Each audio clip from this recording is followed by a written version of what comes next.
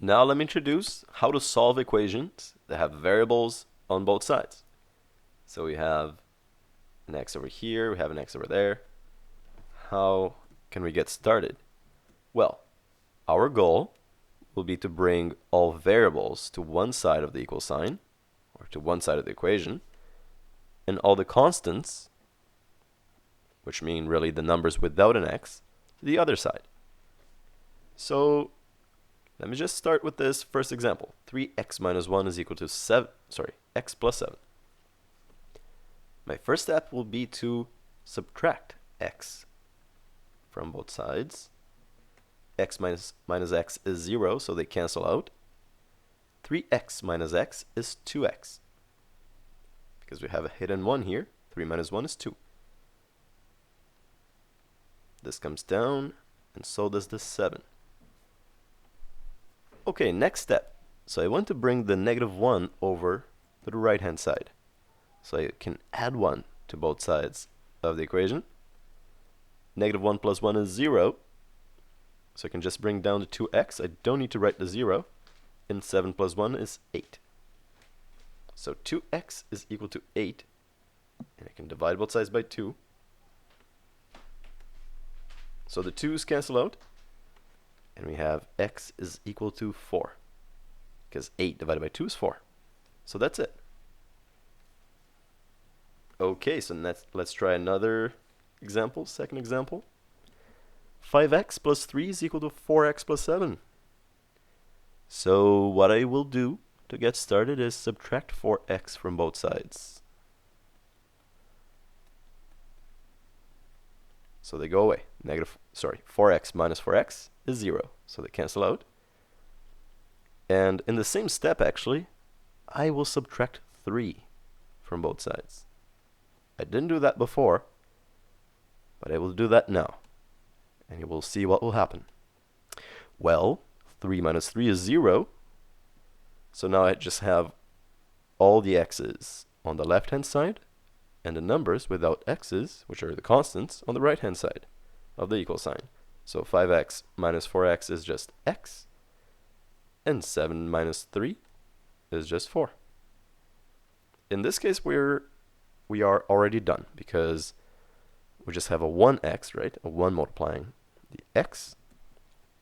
If we had any other number over here, of course, we would need to divide both sides by that number.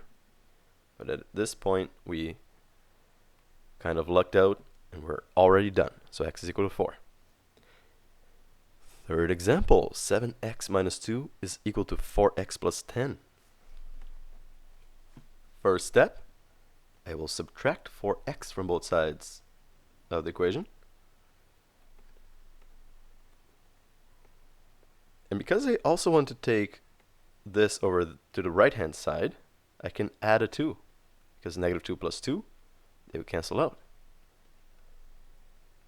So as I mentioned earlier, we want to take all variables to one side of the equation and all the constants to the other side. And by doing this, we have accomplished that. Why is that? 7x minus 4x is 3x. Negative 2 plus 2 is 0, so they cancel out. 4x minus 4x is 0, so they also cancel out. And 10 plus 2 is 12. Great. 3x is equal to 12. Now I can just divide both sides by 3. And x will be equal to 12 divided by 3, 4. Oh, what a coincidence. I actually didn't plan this out.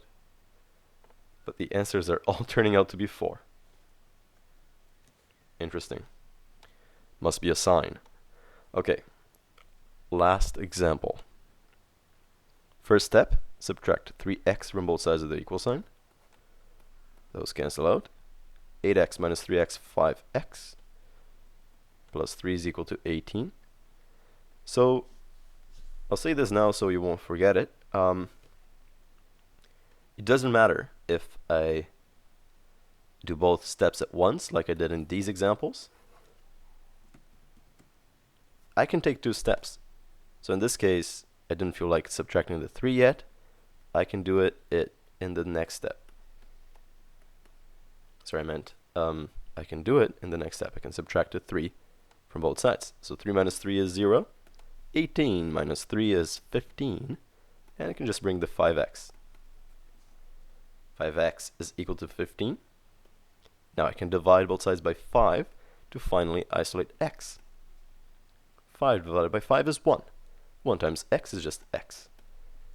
And finally, 15 divided by 5 is 3. And that is the answer. That's it. Now, of course, I will recommend that you try a few practice questions, and good luck.